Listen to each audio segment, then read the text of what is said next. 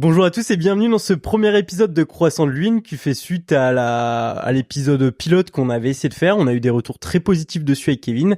Alors là, on part pour une série d'épisodes une fois par mois, donc ça sera un mensuel, dans lesquels on se retrouvera Kevin de la librairie Tsukimi et moi-même pour parler d'actu, de débats et parfois avoir des invités, comme c'est le cas aujourd'hui avec Zilo. Bonjour, ça va.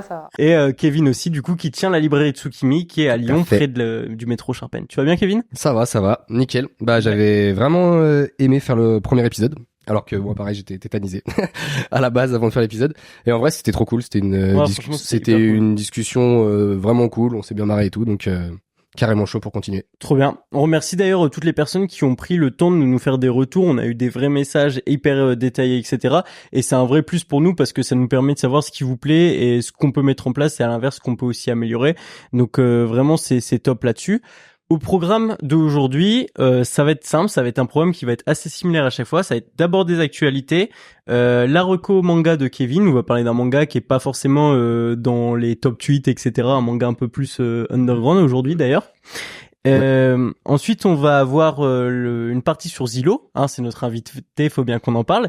Et finalement, il y aura un petit jeu pour conclure cette émission. Dans les actualités, rapidement, on va commencer par la Japan Touch qui a eu lieu au début du mois. Donc, on tourne cet épisode, on est le 12, l'épisode sortira le 20, mais la Japan a eu lieu la semaine dernière. Une Japan Touch qui rassemblait pas mal de personnes. Il y a eu des gros noms d'invités, notamment par exemple Kevin Trandurirjon qui a fait venir pas mal de monde. Et il y avait aussi par exemple Zilo qui était invité. Zilo, ça s'est bien passé cette Japan Touch pour toi ? Ça s'est bien passé au niveau du public. C'est la première fois que tu la faisais en tant qu'artiste invité ? Oui. Parce qu'avant tu la faisais En exposante. Tu la faisais en exposante ? Et tu sens une différence un peu ? Disons que déjà pour l'installation, moi je m'occupe de toute la partie installation, je m'occupe aussi des ventes et tout, alors que là, je viens avec mes affaires, je me pose et j'attends que les gens viennent. Et c'est chill. Voilà. Mais t'avais quand même un stand. J'avais quand même un stand, j'allais aider mon amie dessus, donc dès que j'avais une pause, je courais l'aider pour qu'elle puisse un peu sortir, aller aux toilettes, manger. Et vous étiez plusieurs invités, il y avait par exemple aussi Anaïs Eustache, si je dis pas de bêtises. C'est ça. Et l'expérience globale, c'est parce que il y a eu Kali, il y a eu d'autres mangaka. Vous étiez invité par la librairie Glénat, c'est ça ? Alors, je sais pas exactement pour les autres invités, mais en tout cas, dans mon cas, oui, j'ai été invité par la librairie Glénat. Ok, parce que eux, ils tiennent un stand et du coup, les ventes qu'ils vont faire de Dream Maker à ce moment-là, c'est à leur profit, enfin, comme s'ils vendaient en boutique. C'est un peu ça, ouais. C'est comme s'ils vendaient en boutique, sauf que avec l'auteur qui est sur place. Ça a plus de ventes en général. C'est ça. Ok. T'as fait beaucoup de dédicaces ? J'en ai, j'ai pas eu de repos. Ah ouais ? Ouais. T'as pas arrêté, ouais. Sur tous tes créneaux, t'as été. C'était plutôt constant. Ouais. Parce que moi, j'ai fait un peu du coup le tour parce qu'il y avait pas mal de personnes qui sont passées par le podcast, donc par les épisodes plus classiques. Il y avait Louis, il y avait aussi Romain, etc. Et j'étais allé voir et Romain m'a dit un truc. J'ai été le voir le premier jour, il m'a dit j'ai jamais fait une journée comme ça. Il m'a dit j'ai jamais autant vendu qu'aujourd'hui et il dit c'est phénoménal. Enfin, il était vraiment hyper content parce que lui, il faut savoir que c'est vraiment son métier quoi. Enfin, il vit de ça, il vit des ventes en convention. Et là, il m'a dit mais ça. Et Louis, c'est pareil. Cool. Louis, il a dû appeler Maxime qui dessine son spin-off. Louis, donc il a ce Red Flower et il y a un spin-off qui est dessiné aussi par Maxime. Ouais. Et lui à Toulouse et il a dû venir jusqu'à Lyon pour ramener du stock à Louis parce qu'il avait fait premier jour. Il est tellement vendu que quand même. Stock, ouais. Du coup, bonne vente. Mais à l'inverse, cool. J'ai demandé à John Lancry, qui est un illustrateur, et lui qui était un peu plus dans un coin, qui était moins dans les allées centrales, et il m'a dit waouh, compliqué parce que je vendais quoi ? Je vendais des stickers à 3 €. Enfin, pour rentabiliser mon stand, faut que j'en vende 3. Enfin, faut que j'en vende 100 quoi. Le calcul est vite fait, ouais. Donc à ce niveau-là. Visiblement, les mangakas sont bien accueillis à la Japan Touch parce que toi, tu me dis que tu avais du monde constamment. Louis et Romain, ils ont envoyé niveau vente. Donc, visiblement, il y a peut-être un truc... Faites du manga et vendez en convention, c'est ce qui marche. De mon côté, en vrai, c'était sympa. Il y avait aussi Kana, donc c'était aussi l'occasion de revoir tous les auteurs de Kana. Les animations étaient cool. Après, je trouvais ça bizarre. Tu vois, il y avait, en gros, pour te faire mettre en contexte, il y avait une partie avec les dédicaces. Et à côté, il y avait la scène. C'est-à-dire que les grosses animations où ça envoyait du son à fond, etc., c'était vraiment collé aux dédicaces. Ok, ouais, c'est et bizarre. du coup, ambiance un peu bizarre. parce que tu t'entends pas forcément parler, c'est un peu le bordel. Enfin, je sais pas si c'était le meilleur lieu pour les mettre, tu vois. Bah c'est sûr qu'en plus en dédicace il y a aussi l'échange avec du coup l'auteur et Ouais, tout, c'est donc si tu le mets à côté de quelque chose qui hurle, c'est vrai que c'est Encore que toi, pas le plus pratique. t'étais pas au même endroit que les invités. Parce qu'à Japan Touch, il y avait, on va dire, les influenceurs, youtubeurs qui étaient dans un coin et des mangaka qui étaient dans un autre. Mais sinon, globalement, bonne convention, sans grosse surprise, tu vois, les classiques, les stands habituels. Par contre, il y a un truc que je trouve qui est bien, c'est qu'il y a de l'espace dans cette convention. Quand tu vas, par exemple, sur la partie des créateurs, t'es pas à te marcher dessus. Il y a certaines conventions où tu te marches dessus et... Tu peux pas avancer, c'est insupportable, tu peux pas respirer, quoi. Bah là, ouais, ils ont bien prévu, même, parce qu'il y a des gens qui viennent avec des poussettes, même des personnes en fauteuil roulant, tout ça, donc ça permet de bien circuler. Okay. Après, je pense que sur le samedi, il y avait beaucoup moins de monde par rapport aux autres éditions. Ah ouais? Ouais. Et le dimanche, tu as senti une différence? Ouais. Il y avait beaucoup plus de monde. En fait, d'habitude, c'est l'inverse. C'est-à-dire que les familles viennent plutôt le dimanche. Et le samedi, on a plutôt les fans qui viennent. Là, c'est l'inverse. Il y avait beaucoup plus de gens le dimanche. Le samedi, le démarrage était vraiment... Même, enfin, après, moi, quand je suis partie du côté exposant, en tout cas, c'est le retour que j'en ai eu. Ok. Mais, et puis même, toi, tu faisais aussi un retour sur ton Instagram que niveau organisation, il y avait des moments où c'était un peu lent. Et disons qu'il y avait une dame qui était un peu toute seule pour tout gérer et elle se donnait, mais ça n'empêche que... Malheureusement, je n'ai pas eu l'occasion de trop la voir pendant l'expo. C'est vrai que moi, c'est la première fois que je la fais en tant qu'artiste invité, donc du coup, c'est assez différent aussi de ce côté-là de quand je suis en exposante. Et je compare par rapport aux autres, on va dire, expos que j'ai pu faire en tant qu'invité. Ouais. Et oui, il y avait un petit souci au niveau de l'organisation. Ouais, et même, je l'ai senti. Et quand on en a parlé un peu entre nous, c'est le même constat qu'il y a eu de la part des personnes invitées, des mangaka, des illustrateurs. Ouais, je vois. Et je pense que c'est pas facile d'organiser des événements comme ça parce qu'ils savent aussi que l'air de rien, c'est pas sur, entre guillemets, ça reste un business. Et je pense que c'est pas sur les mangaka qui vont faire le plus venir de personnes, tu vois.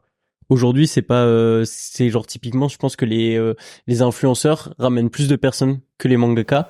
Après, c'est un peu différent. Disons que là, il y avait une personne pour s'occuper de tous les invités. Ah oui. Donc du coup, impossible, il y a quand même impossible. Non, impossible. Impossible à gérer, ouais, c'est... De ce que j'ai compris, on était à peu près 120, donc ouais, impossible. Plus ces animations, la même personne, non, c'est pas possible. Ok. Mais sinon, t'en retiens une première expérience parce que toi t'es de Lyon, du coup c'est un peu genre la convention locale. Tu l'avais déjà faite de l'autre côté, du coup, la Japan Tech, ou tu y étais jamais allé? Ah si, en exposante. Ah ouais. Oui, j'ai fait la Haru et celle d'hiver en exposante. Ah ouais. Okay. Donc t'es une habituée. Oui, je suis une habituée. Trop bien.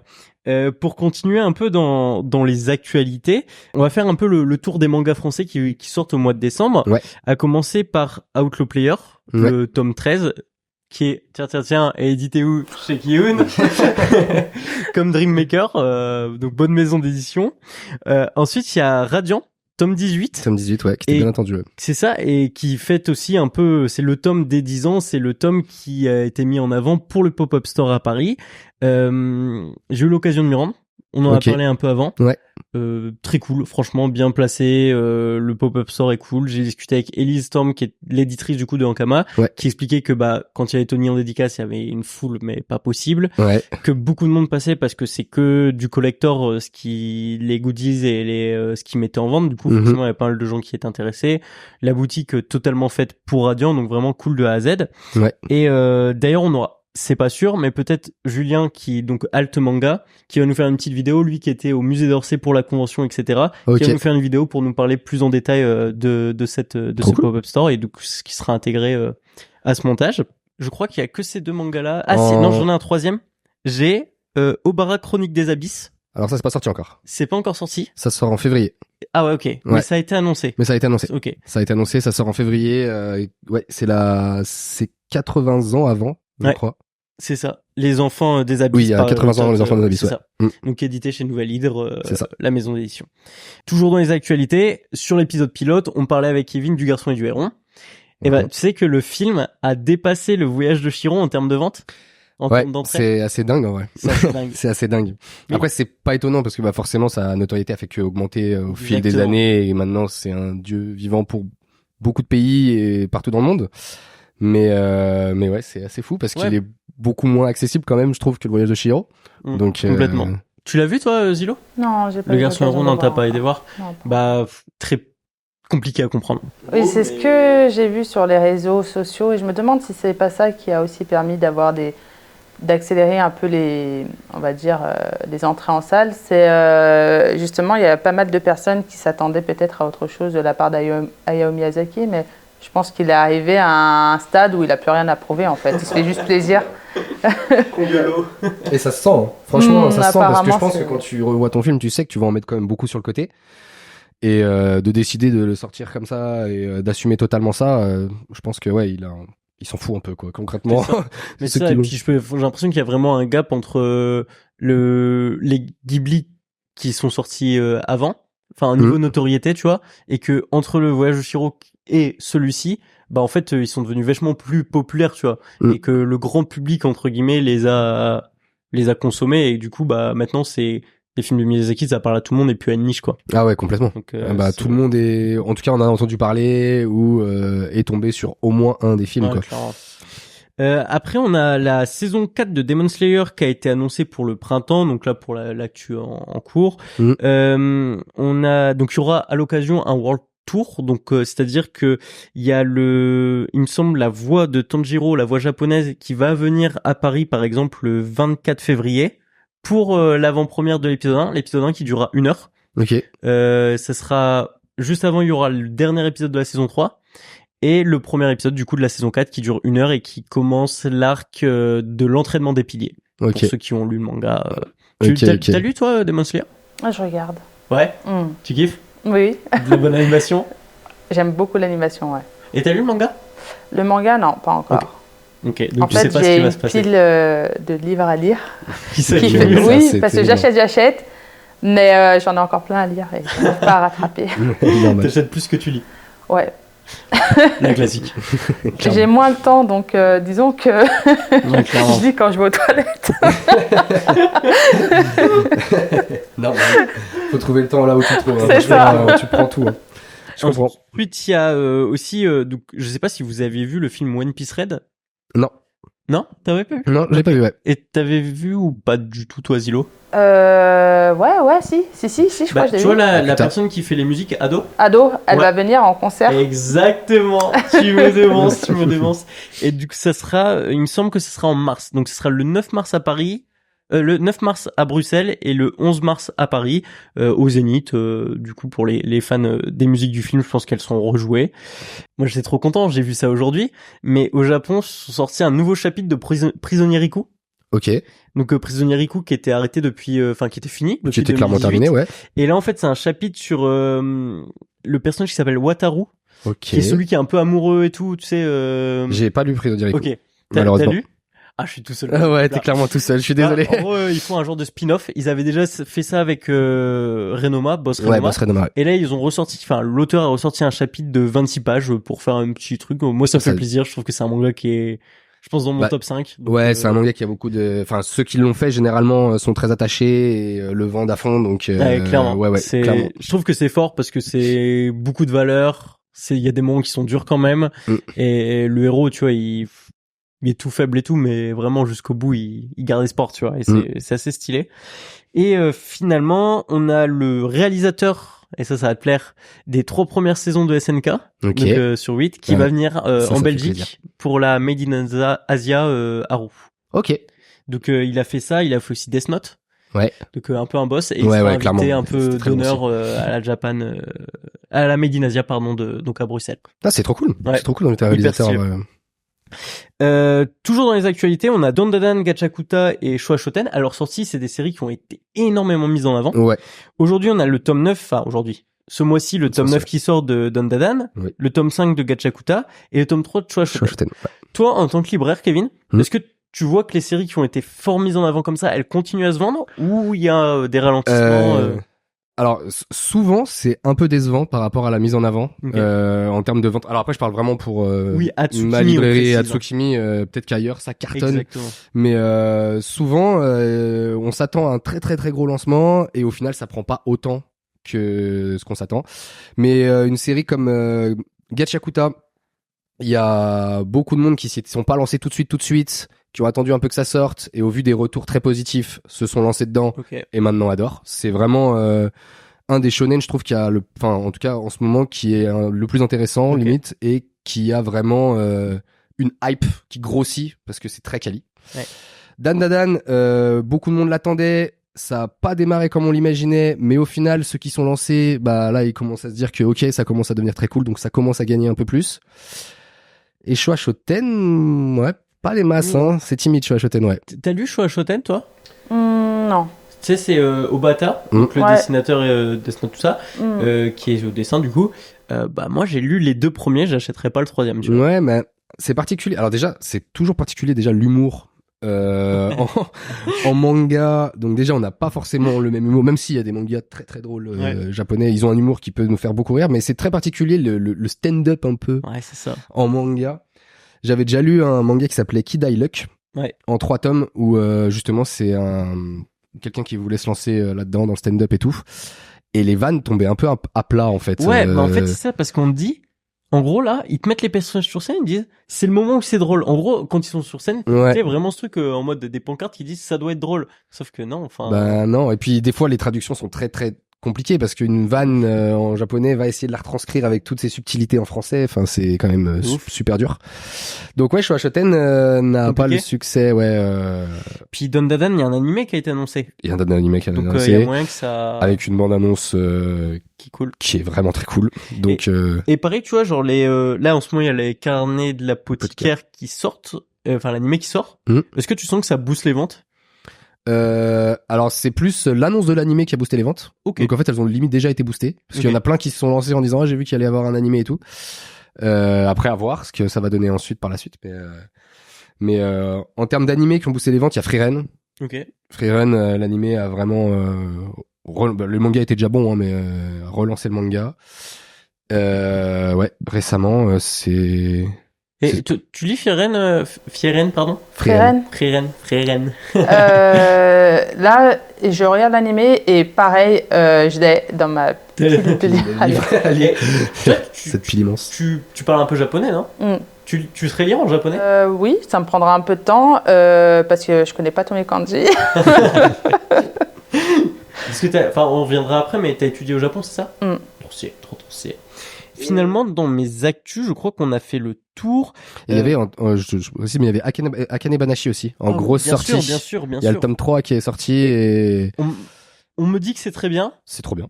Ouais.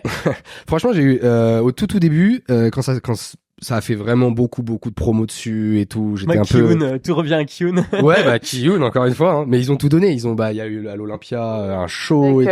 Bah justement, à la Japan Touch, il y avait le Rakugoka qui était là. Ah, ouais.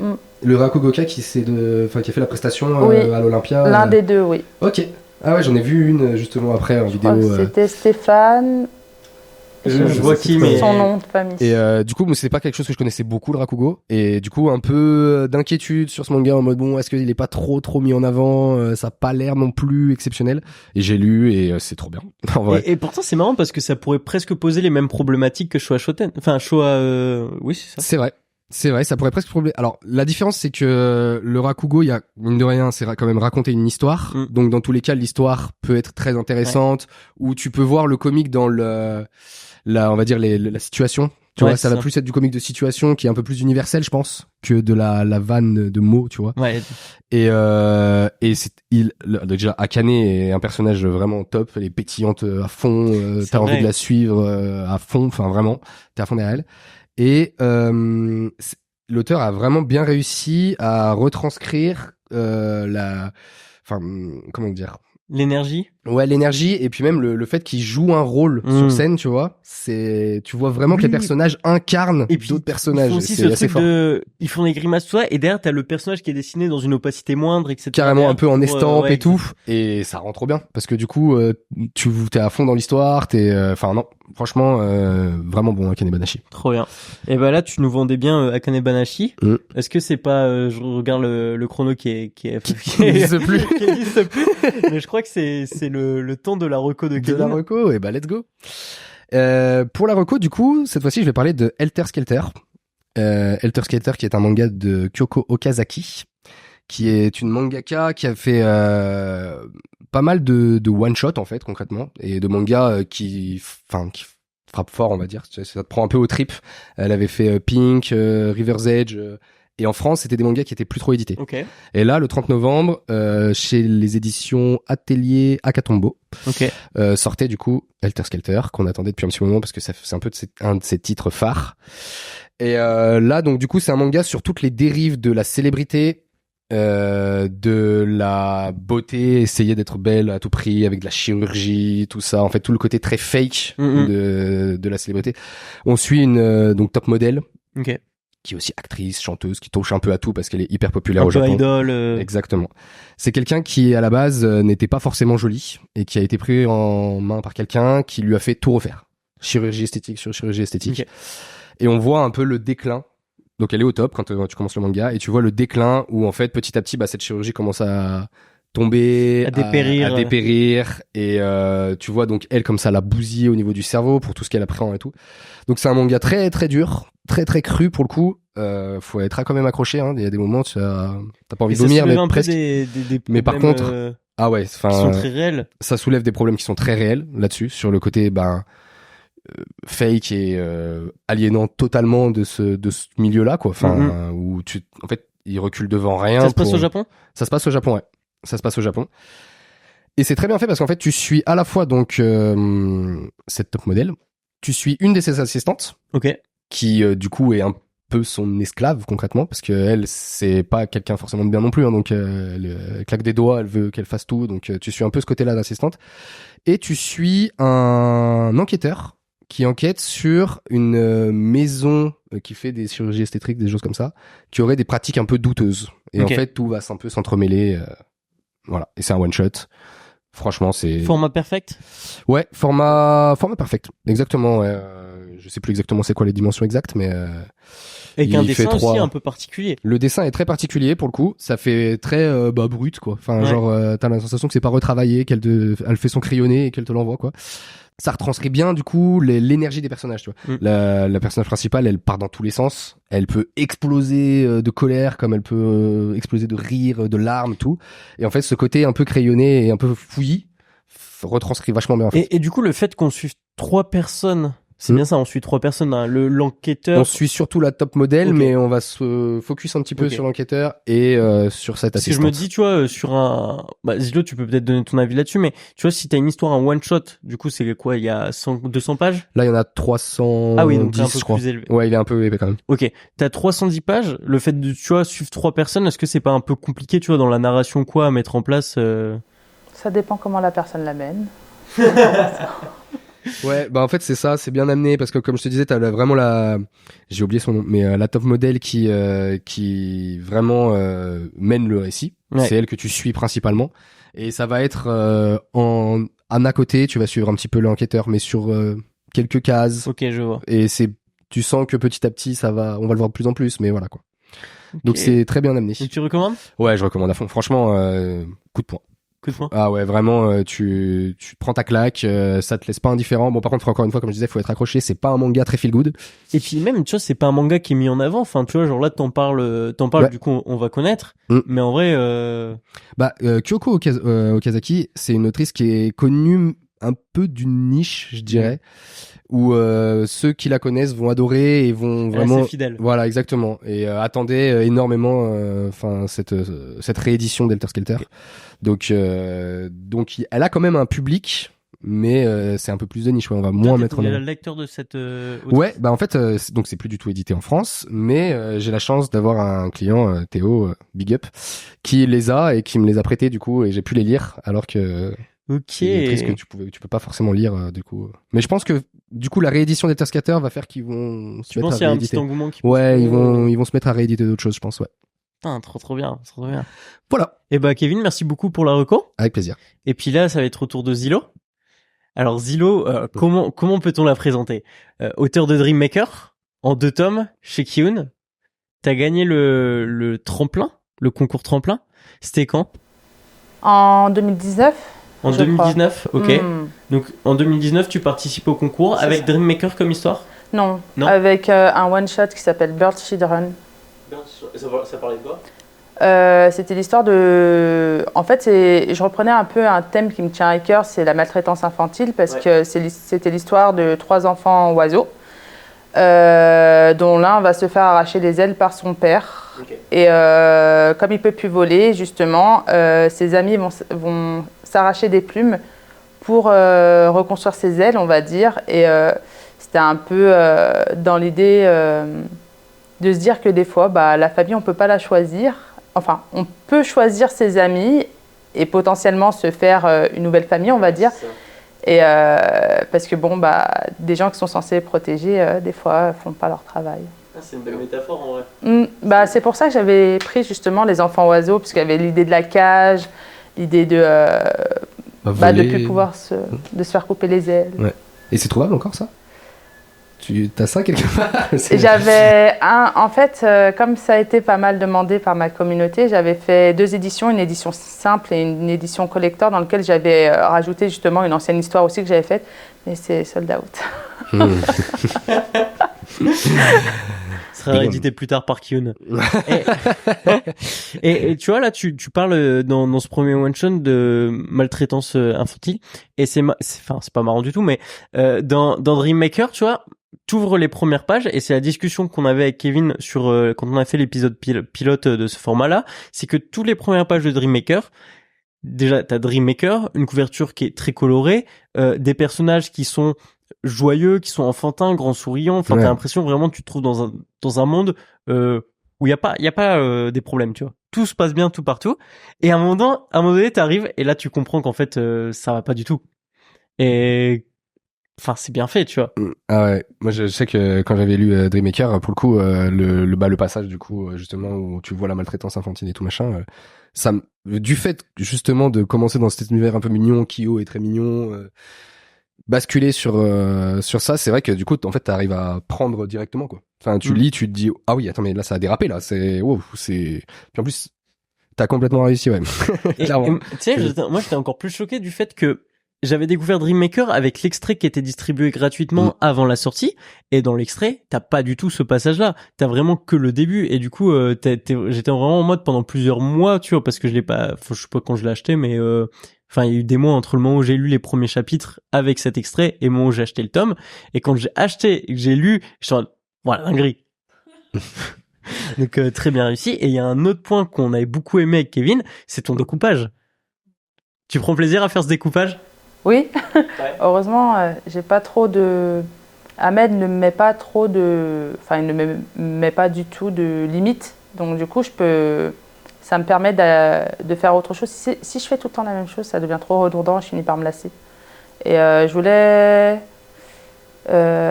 j'aime bien déstructurer. Donc, pour le coup, je trouve que, pour moi, le découpage, il n'y a pas seulement ce qu'il y a dans les cases, en fait. Le découpage doit aussi parler dans le rythme, dans le sentiment des personnages, un peu comme un tableau. Hein. Mais c'est exactement ça, il vit. Enfin, tu sens que c'est comme si les cases et le manga vivaient avec l'histoire et avec ce qui se passait, quoi. Donc, c'est... parce que le manga, c'est quelque chose de visuel. Et je me dis, au bout d'un moment, il y a un côté artistique qui arrive aussi dedans. Donc, du coup, moi, je sais que je suis aussi une collectionneuse. J'adore les mangas, les bandes dessinées, les comics. Et je recherche tout le temps un découpage un peu original parce que, pour moi, c'est des belles pièces de collection. Donc, Je vois. C'est ça. Par exemple, il y a le découpage que tu avais fait autour des fioles. À un moment donné, il y a des genres de, c'est pas des fioles, mais c'est comment tu appelles les boules qui font les rêves? Ouais, les genres de lucioles. Et à un moment donné, t'as fait une double page, je crois, où genre justement t'as le personnage principal qui regarde à travers une genre de boule. Et c'est très très stylé. C'est dans l'atelier d'Alia. Ouais, c'est ça. Oui, non, ça fait partie du décor. Oui, elle a des énormes boules dans sa boutique et elle regarde à travers. Et je trouve, c'est marrant parce que tu sais, tu déformes un peu les choses et tout et ça rend trop bien. Puis, même alors, autant dans des choses comme ça où par moment il tient un trousseau de clés aussi. T'as tout le trousseau, et la clé qui définissent un peu la page et après tout son tour de machin. Ou même dans la scène où ils font tout tomber dans l'atelier de Dahlia. Donc t'as les étagères qui craquent et tu sais t'as un pose comme si du coup en fait c'était une vidéo, tu vois, le truc ça c'est comme si tu sortais du truc et que là en fait t'étais en train de regarder une vidéo et que t'as la phrase it was at this moment he knew, et du coup c'est hyper original en fait. T'as limite en fait t'as hâte de tourner limite la page pour savoir un peu qu'est-ce que tu nous as réservé derrière, comment tu vas organiser ton truc et tout. Donc non, en vrai c'est hyper frais. Non, c'est très chaud, très très chaud. Et justement t'as appris où le dessin, toi? C'était autodidacte là-dessus?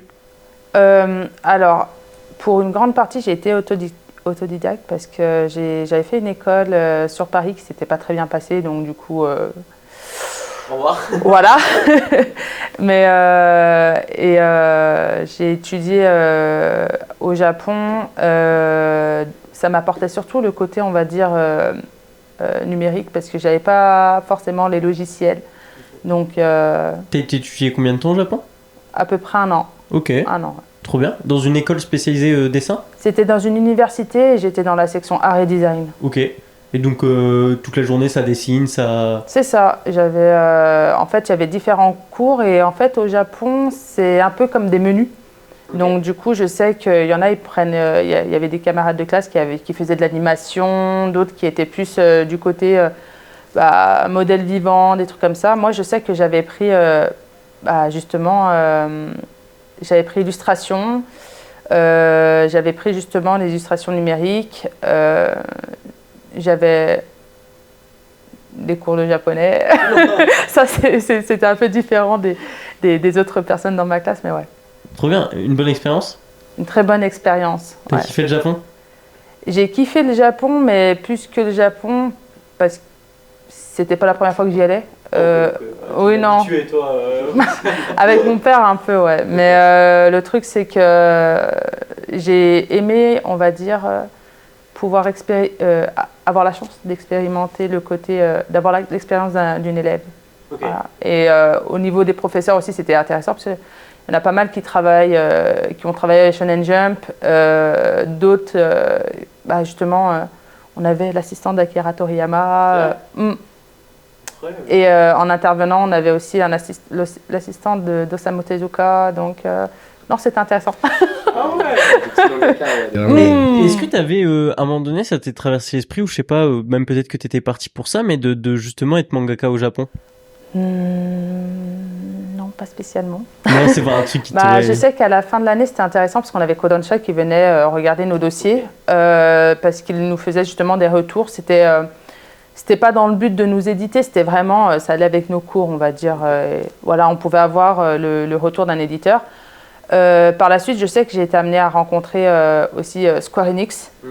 Mais je ne l'ai pas vu en mode ouais, je veux travailler là-bas parce que je pense que le rythme de travail ne me me correspond pas, et disons que la place du mangaka au Japon et en France est complètement différente. Au Japon, un manga, ça se fait à plusieurs. Ouais. Ça appartient plus à la maison d'édition qu'au mangaka, vraiment. Donc, t'as beaucoup plus de liberté. En France, ouais. Si on trouve une maison d'édition avec laquelle on s'entend bien, justement, je pense que ça se passe... Enfin, c'est mieux pour moi, en tout cas. Et ça se passe bien avec Kiyun? Ça se passe très bien avec Kiyun.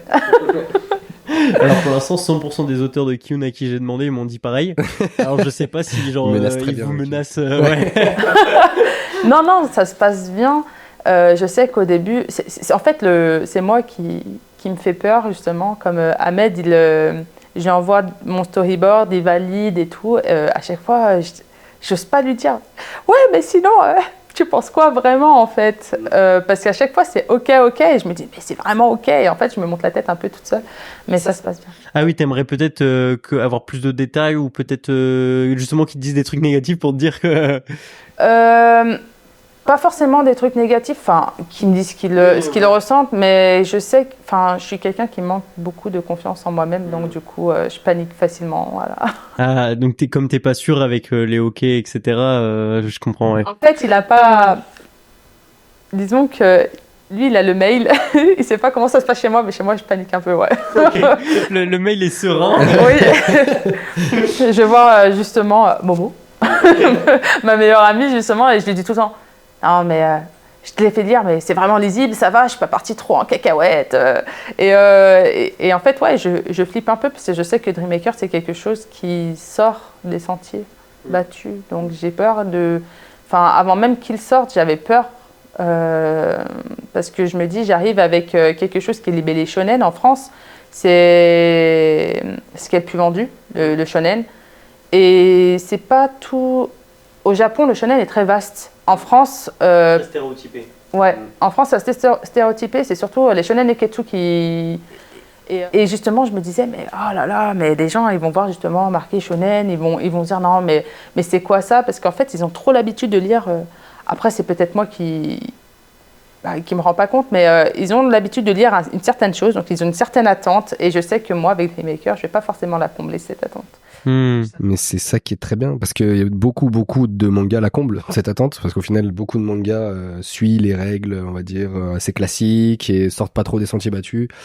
Donc en fait, t'as une lecture, justement, on parlait de la maltraitance infantile, le passage un peu difficile. Je trouve que c'est trop cool, en fait, d'arriver à être surpris par se disant, ah, mais je m'attendais pas du tout à ce que ça m'emmène là, tu vois. Et du coup, je trouve que c'est bien plus intéressant de partir dans quelque chose où tu sais pas où tu vas aller, que de lire quelque chose que tu vois à peu près le sentier, c'est le même que 150.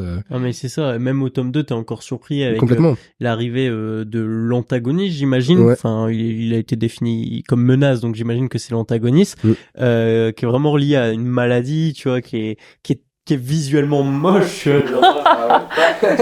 Ton trait, il reste le même, qui est un trait assez doux, je trouve, tu vois, très arrondi, etc. Mais tu sens qu'il y a des belles pustules sur les bras, et que t'as pas envie d'avoir. Clairement. Sur le manga, mais pas sur... Clairement, ouais. Et il y a autre chose, et je pense que Kevin, toi, t'as été plus touché par ça que moi, c'est que Zilo, t'es de Lyon. Ouais. Kevin, t'es de Lyon. Oui. Et il y a des références. Il y a des références, tu vois. Qu'est-ce que ça fait plaisir. Ah ouais, il y a des références à fond. Et d'ailleurs, du coup, Zilo était là ce week-end. Du coup, je sais pas quand ça sort. Mais oui, du coup, elle était là le 9. Le 9, ouais. Samedi 9, donc le week-end de la Fête des Lumières à Lyon. Et en fait, j'étais trop content. Parce que, du coup, ça parle de la Fête des Lumières. Ça parle de vraiment, des choses de Lyon qu'on connaît, quoi, en fait. Ouais. Donc, qu'elle veuille bien venir faire la dédicace le jour de la Fête des Lumières, c'était plein de sens. Enfin, nous, on était trop contents. Ah, complètement. Et c'est quoi justement un peu, genre, parce que là, on a la Fête des Lumières qui ressort facilement. C'est quoi un peu les éléments lyonnais dans le manga? Lyonnais, qui viennent de Lyon. Ah, lyonnais. Oui. J'ai compris, lyonnais. Je me fatigue.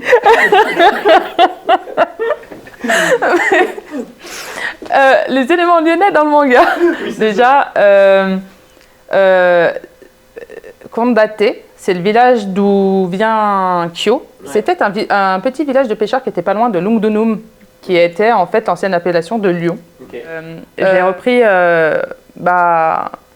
en fait, j'aime beaucoup le folklore, donc du coup, moi, ce que je voulais, c'était parler un peu du folklore français, parce qu'on a énormément de choses, et je trouve que c'est dommage de ne pas l'exploiter. Et donc, du coup, je me suis dit, autant partir sur quelque chose que je connais, justement, la Fête des Lumières. Donc, du coup, il y a tout ce qu'il y a autour de Marie, des Lumignon, de Yersinia, qui représente un peu la peste noire, en fait, qu'il y a eu. Il y a même des dieux précis. Par exemple, la boutique d'Alia, elle est située dans la rue de la Mandragore. Et c'est une boutique qu'il y a dans le vieux Lyon, justement. Il y a un petit passage qui va justement vers une boutique, je crois que ça s'appelle aussi la Mandragore, je ne sais plus. Je ne savais pas.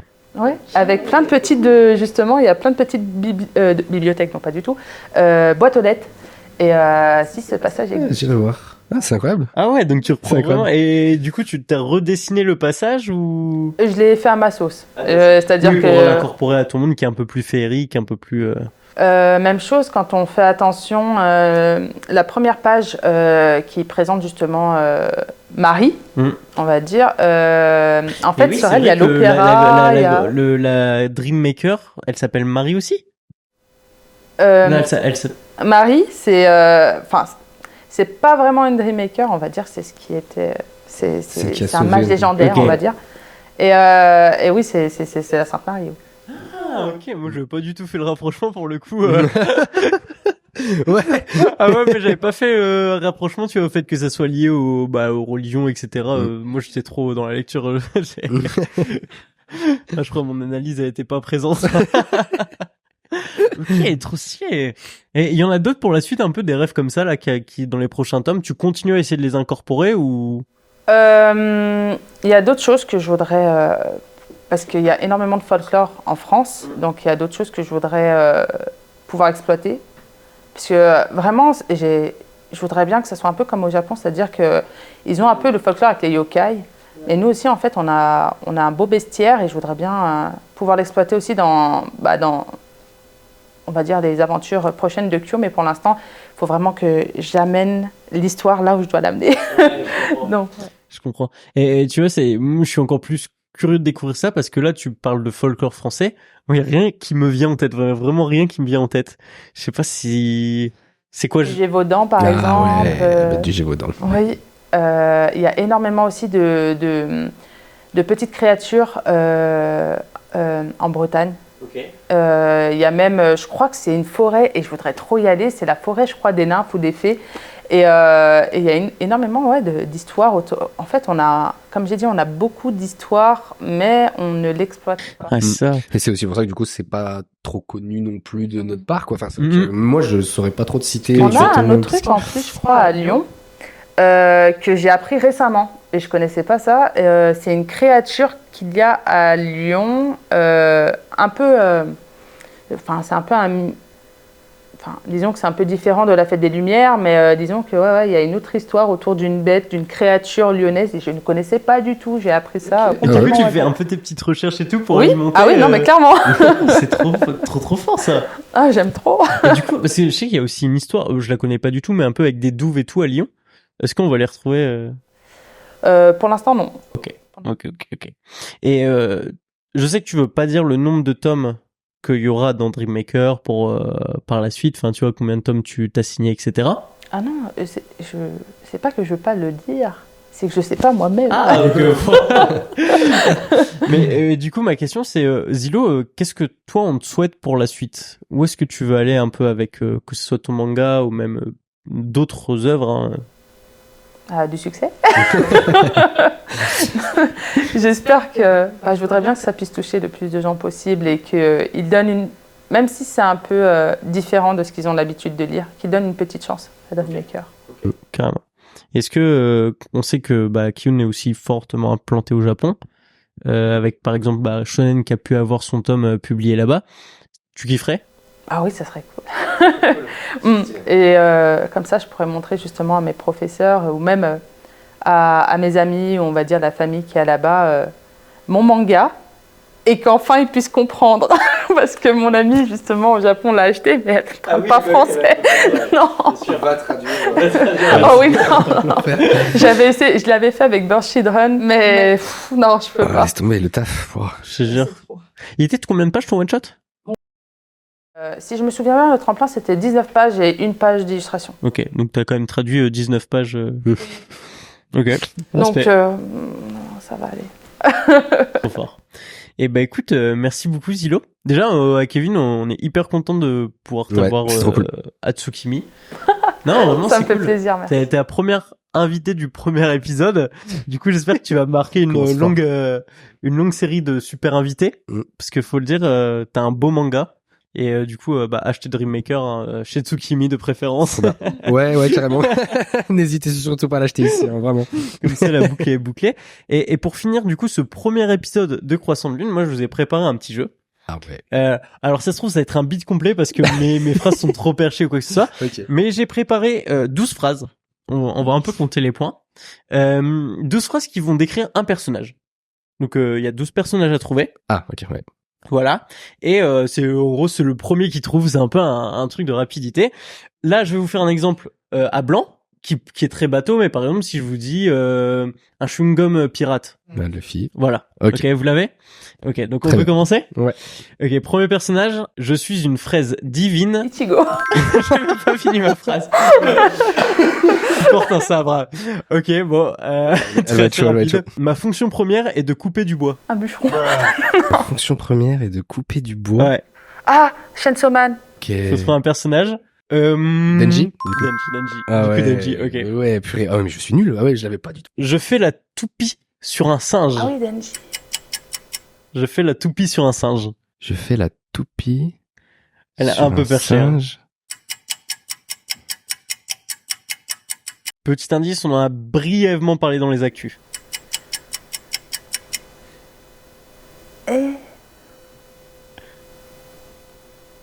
Autre indice, je porte un t-shirt du manga. L'attaque des titans. Ouais. Je fais la toupie sur un singe. Levi. Ouais, Levi. Il affronte le Wow. bestial Ah ouais, et ouais. qui vraiment il fait la toupie sur le singe. Justement, je cherchais le nom du bestial. Ah ouais, meilleure scène. Oula, celui-là il est hyper technique. Au carnaval, je peux me déguiser en vache, en lion, en sirène et en neuf autres choses. En 9, autre chose. Autre chose, ouais. En carnaval, en lion, en sirène. Celui-là il est un peu technique en vrai. C'est pas un manga d'actualité. C'est un gros manga, mais il est fini depuis quelques années. Ouais, mais du coup, c'est triste. Hein. Je crois que là vous passez tous les deux. Ouais. Hein. Enfin, moi, là, Zilo. Ok. Je vais vous donner un indice. Est-ce que ça vous parle? Ok, vous connaissez pas ça? Non. Fairy Tail? Oh, j'ai pas. Je suis pas Fairy Tail. Lucie de Fairy Tail qui Ah, peut, avec ses 12 clés d'or, se Ok. déguiser différemment. Ok. Ok. Non, mais Wow. c'est une calamité. Petit, je me suis brûlé. Depuis, je lance des glaçons. Todoroki. Fire. Ah non. Ah, ouais. Non. Non. T'as dit qui? Todoroki. Todoroki, c'est... Dans. My Hero Academia. Ouais, moi je dis Shoto, ça. ouais. Shoto, ouais. Exactement. C'était Shoto. Trop fort. Ah, bah ouais, c'était Shoto. Exactement. Trop fort. Waouh. Mon père est un lézard. Je suis humain, mais je trouve ça normal. Mon père est un lézard. Je suis humain et je trouve ça normal. J'ai le cerveau vide, c'est une catastrophe. Non, mais il est dur aussi. C'est... Waouh, Attends. comment... C'est un mec qui a un pouvoir de feu. Mon père est un lézard.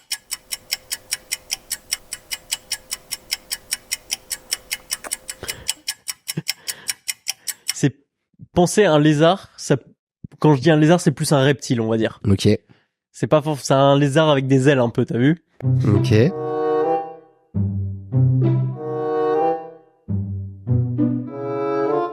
Non, moi, le seul truc qui me vient en tête, ça n'a rien à voir, Vas-y. c'est. Zut. Non, je crois que ça n'a rien à voir, c'est justement, il a une tête de lézard et il bouffe. Ah non, c'est, rien à voir. Je vois ce que Hidoro, c'est. Hidoro Ah non, c'est plus c'est- crocodile, ouais. Ouais, bah là, la réponse du coup, c'était Natsu de Fairy Tail. Ouais, ok. Alors, Ah oui, bah oui, bah, j'ai pas vu non Donc, plus. Je la connais prochaine pas fois, Fairy je Tail. next Fairy Tail. Ouais, c'est vrai que Fairy Tail, c'est pas j'ai jamais été dans Fairy Tail, tu vois. J'ai toujours été Naruto, One Piece ou les trucs. Mais Fairy Tail, jamais. J'ai jamais commencé parce qu'on m'a jamais vraiment Ok. bien vendu ce Bah, truc. En gros, Natsu, le personnage principal, il a Ouais. été élevé pour un dragon et dans sa tête, c'est Ah ouais. c'est fine, tu vois. C'est genre. Tout va bien. J'ai un livre dans lequel les écrivains ne veulent pas être. Ben, Light. Très rapide. Sur le parquet, je suis invisible. Bah, c'est Kuroko, mais... Bon, tu l'as dit. Kuroko. Oui, Kuroko, oui, Kuroko. hyper efficace. Au Japon, je fume. En Europe, je mange. Au Japon, je fume. En Europe, je mange. Alors, pour un indice, c'est la différence se fait à cause de la censure. Ah. Je pense pas que ce soit ça. Si, Non. C'est pas Sanji, du coup? c'est Sanji. Ok. C'était pas du parti tout. sur quoi, Silo? Un peu trop loin. Ah ouais? T'étais parti sur quoi? C'est pas grave. Ok, ça va. Il va en rester 3. Pour certains, les malabars, c'est pour se tatouer, mais pour moi, c'est pour tuer.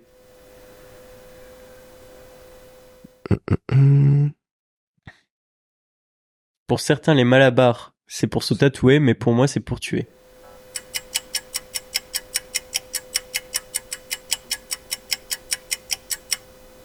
Qu'est-ce que c'est un malabar? Shungam. Ouais.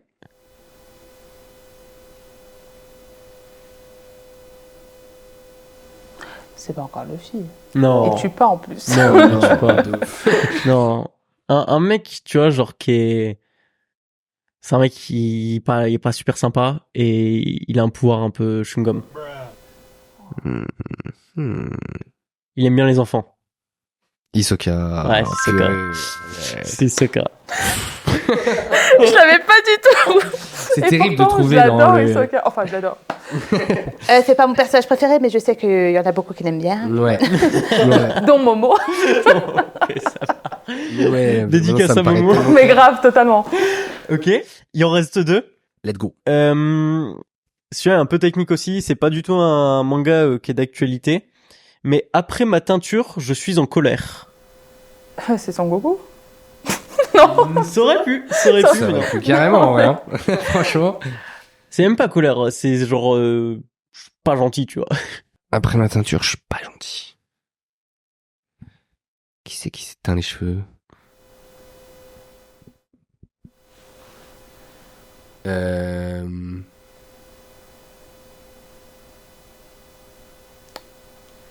Non. Je dirais que ça remonte à 2014-2015 un peu. 2014-2015. Je dis sûrement une bêtise, mais je mettais ça dans ces eaux-là. Le nom du manga a une grosse ville japonaise dedans. Tokyo Ghoul. Et du coup, le personnage. Kaneki. Ouais, Et le dernier, que ça soit des frites ou des pâtes, je mange avec les mains. Celui-là, si vous le trouvez, vous êtes très fort. Ou plutôt, que ce soit des frites ou de la pâte, je mange avec mes mains. Des frites ou de la pâte? Ouais. De la pâte.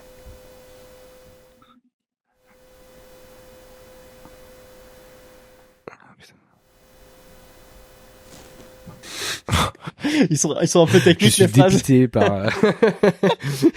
Ok, Ouais, elles sont bien trouvées. Hein, c'est parce que, un c'est cool. gros manga. C'est un très gros manga. Et c'est pas Luffy. Non, j'étais partie sur Jojo. Ou de la pâte. Ok, non, pas Jojo. Qui c'est qui bouffe avec les mains? Bah pareil, Goku, mais... Il y a Goku, ouais, il y a plein de personnages en fait qui mangent avec les mains. La plupart mais des de la personnages de pâte. shonen. De la pâte. Non, qui mange littéralement avec les mains.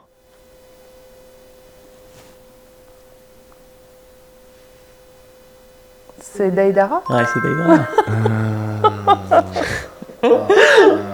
Pas mal. ok. Stylé, de la pâte, ah ouais. T'as capté. Très stylé. Ok. Donc je vois que à éviter pour la prochaine fois la question sur Fairy Tail. Ouais, Fairy Tail. Ouais, Ok, mais un peu technique. carrément technique et franchement bien trouvé, hein, parce que au final quand tu dis les persos, après je suis là, mais oui, c'est hyper logique. Donc ça, je me remets beaucoup en question après ton Et quiz. pourtant, tu vois, je me suis dit pour essayer d'avoir des personnes un peu connues. J'ai été genre sur le top 100 des personnages les plus aimés dans les mangas ou je sais pas, à part Deidara, je crois qu'ils y étaient tous, mais mais il y a des je suis sûr qu'il y a des gens qui vont regarder et qui vont être fous. Grave. Les noms, Et vont être bébé, j'ai rien compris et tout. Ils sont nuls. Non, parce qu'il y en a en vrai quand tu les as dit après j'étais là bah ouais, oui, c'est logique, c'est carrément logique. Et puis mais, pour Fairy Tail, tant pis. Ouais, non bah oui, mais carrément. Ok, bah trop bien. Mais le Deidara est technique à la fin, mais stylé. Parce que Deidara, pour le coup... mange littéralement avec ses mains. Mange littéralement avec ses mains, et puis personnage quand même un peu technique, parce que c'est quand même pas le film. Ouais, il est clairement pas dans les personnages principaux. Après, Ouais, il a son importance quand même. il a carrément son importance, et tout le monde se souvient de Deidara, pour le coup, hyper emblématique, ouais. Personnage que j'aime pas du tout, perso. C'est vrai? Mais ouais, je trouve il est détestable. Il est détestable, mais je trouvais qu'il avait la classe, quoi. Tu vois, genre, je sais pas, je le trouvais stylé. Je sais pas, j'ai j'aime bien son pouvoir. Team de l'Akatsuki, je sais pas pourquoi. Ah ouais. Non, j'aime bien son pouvoir, j'aime bien son design et tout. Par contre, intelligent dans le combat, ça c'est Intelligent dans le combat, de ouf. Bah, trop bien. Bon, on va dire que Zilo, parce que c'est l'invité, c'est elle qui a gagné le jeu. Et puis je crois qu'elle a gagné le jeu. En plus. Ouais. Je crois qu'elle a clairement gagné. En fait, au montage, je ferai un compteur, tu vois. Ok. Je mettrai les, Ok. je mettrai genre une lettre, enfin un chiffre au-dessus de ton masque. Ok. Je suis morte. Bon, Zilo, merci d'être venu. Bah, merci à toi. Et puis, merci Kevin, au mois prochain. Ouais. carrément. Et puis merci à vous encore une fois, vous pouvez nous faire des retours, c'est l'épisode 1 donc je pense qu'il y a encore une marge de progrès que ça soit sur le format ou même sur le rythme etc. Donc n'hésitez pas à nous faire des retours, que ça soit à Tsukimi directement sur l'Insta, c'est quoi, c'est librairie Tsukimi votre Insta c'est Tsukimi.manga. Tsukimi.manga ou à pslp.podcast, on prend les retours et n'hésitez pas à aller suivre Zilo aussi. Zilo, c'est quoi ton Insta? Zilo.art. Comme ça, vous pouvez devenir des ziners, c'est ça? C'est ça. C'est comme ça que t'appelles ta communauté? Oui. Ok, trop stylé. Bah, si vous voulez être des ziners de Dreammaker, vous pouvez aller suivre zilo.art et on se dit à la prochaine pour un prochain épisode de Pain sur la planche.